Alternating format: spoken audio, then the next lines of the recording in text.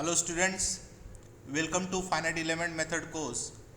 Today we will discuss about conforming and non-conforming plate bending elements.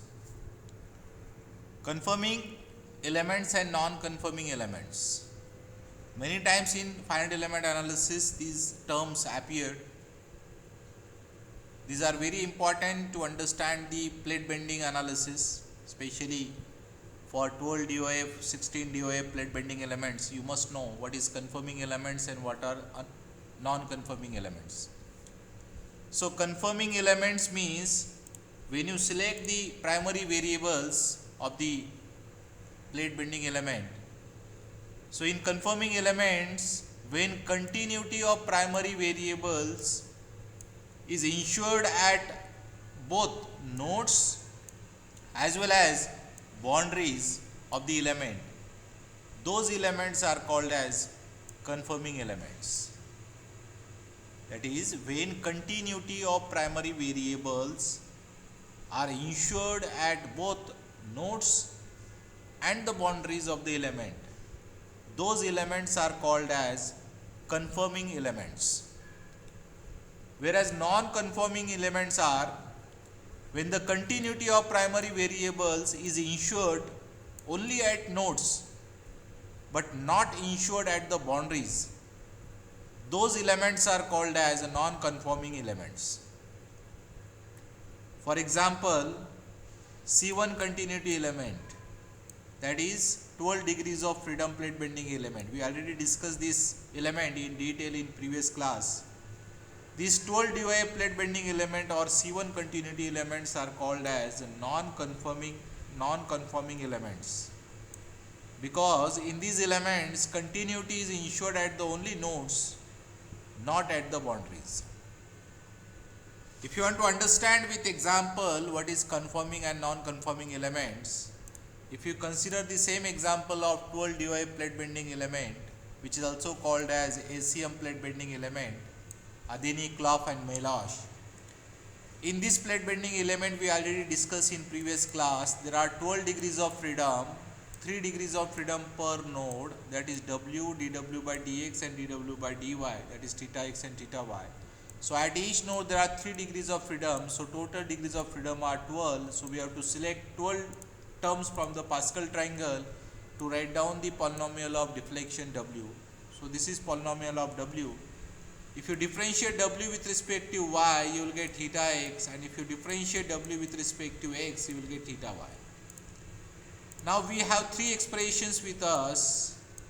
Now if you imagine, if a plate structure is discretized, if you consider two adjacent elements, see, if this is a rectangular plate structure which is discretized, suppose there are two elements, right?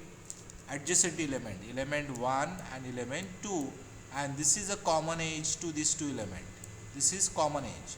So common edge, left node, let assume it is node number 1, and right node, let assume it is node number 2. Now since x-axis is assumed at the common edge, this is x-axis, and y-axis is the left edge of both the elements. This is y-axis.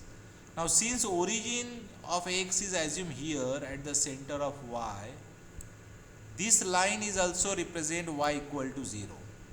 Means the points, nodes on these elements are called as, y coordinate of these nodes will be 0, y equal to 0, since it is on the x-axis.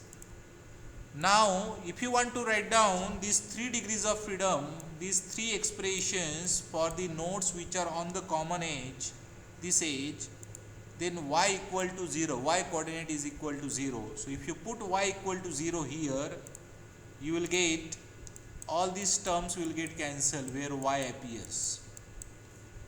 Okay, so remaining is, this also will get cancelled, 1, 2, 3 and 4 terms. Similarly here y will get cancelled if you cancel this y from all the terms. So remaining terms are these. This is final expressions after putting y equal to 0 in those three equations. Okay.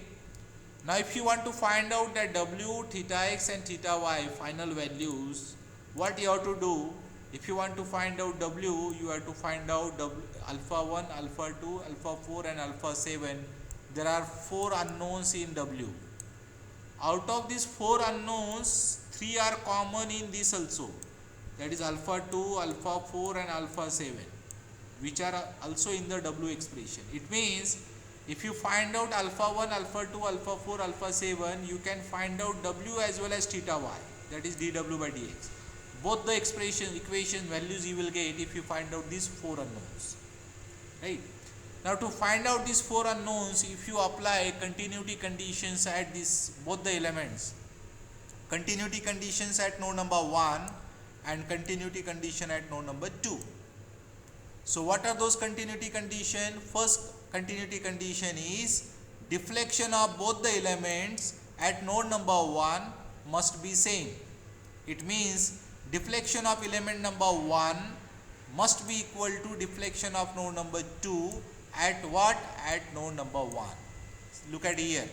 Look at these 4 equations. Now what first condition represent? W1. What is W1 means? Deflection at node number 1. And what is this outer subscript represent? This is element number 1, element number 2, right? Outer subscript represent the element number, and this inside the bracket, this subscript represent the node number.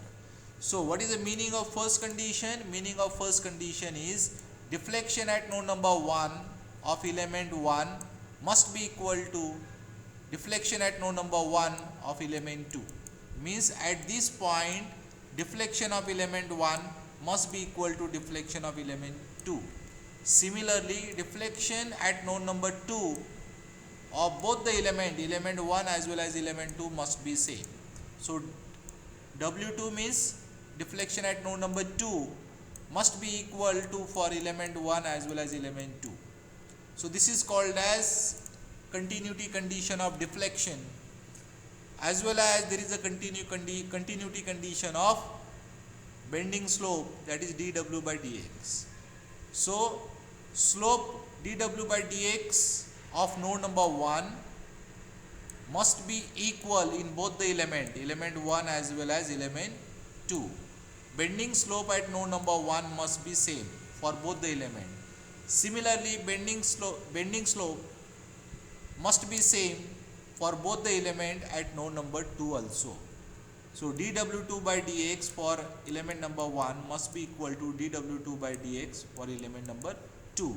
So these are the 4 continuity conditions. Now using these 4 continuity conditions, we can find out 4 unknowns. It means to find out this W and dW by dx, how many unknowns are there? 4. 1, 2, 3, 4. And we have 4 conditions. It means we can find out these 4 unknowns from these 4 conditions, right? First equation 2 or first condition to fourth condition, if we use, we can find out alpha 1, alpha 2, alpha 4 and alpha 7. So this is called as W and dW by dx. These 2 unknown variables satisfy the requirement of uniqueness. Uniqueness means you are getting the unique solution from the available conditions, continuity conditions, right? Number of equations are sufficient to find out the number of unknowns. It means the W and dW by dx satisfy the requirement of uniqueness. And finally, therefore you can say that there is a conformity of slope dW by dx along the edge considered, that is common edge. That is common edge, there is a conformity of slope dW by dx. But in the same element we have theta x also. We have considered first and third in previous slide. Now if you want to find out what is theta x, that is dW by dy, if you want to find out value of theta x, you need to find out these generalized constant alpha 3, alpha 5, alpha 8, alpha 11, which are not available in W expression as well as theta y expression. It means we cannot use first and third equation to find out these 4 constants. 4 unknowns, right? So now we have to frame 4 new continuity conditions for this theta x.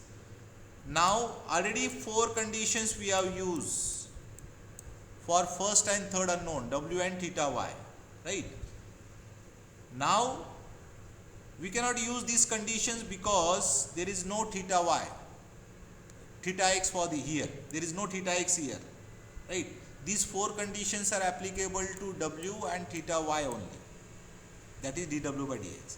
Now we have to use these remaining 2 conditions. There is a continuity condition at node number 1 for bending slope dw by dy. dw by dy at node number 1 must be equal to dw by dy at node number 2. Okay, here 1 and node number 1 and node number 2. So dw1 by dy of element 1 must be equal to dw1 by dy of element 2. That is this condition. And dw2 by dy for element 1 must be equal to dw2 by dy of element 2. That is this condition. So we have only 2 conditions remaining. Out of 6 continuity equations, 2 continuity equations of w, 2 continuity conditions of dw by dx and 2 continuity conditions of dw by dy. But these 4 conditions we have already used to find out w and theta y, and since in this there is a dw by dy, these constants are not involved in dw by dx or these expressions. We cannot use this. There is no use of these 4 conditions to find out the theta x. Only available conditions are these 2. So those same 2 conditions I have written here, just enlarged view of that. These are the 2 conditions available.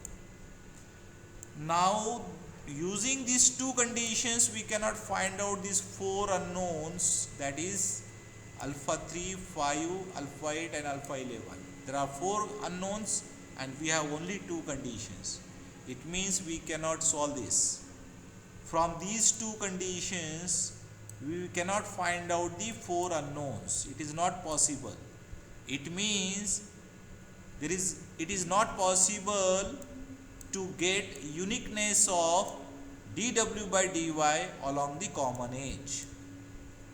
Unique solution for dw by dy cannot be obtained at common edge because there are 4 unknown generalized coordinates and we have only 2 continuity conditions, which is not possible to solve. So the final, in short, you can say that it is not possible to get uniqueness of dw by dy along the common edge. Therefore there is a non-conformity of slope dw by dy along the common edge. Non-conformity of slope dw by dy along the common edge. Okay, and that's why, because of this reason, this 12 degree of freedom element, 12 DOF plate bending element, that is SEM plate bending element, is called as non-conformity element.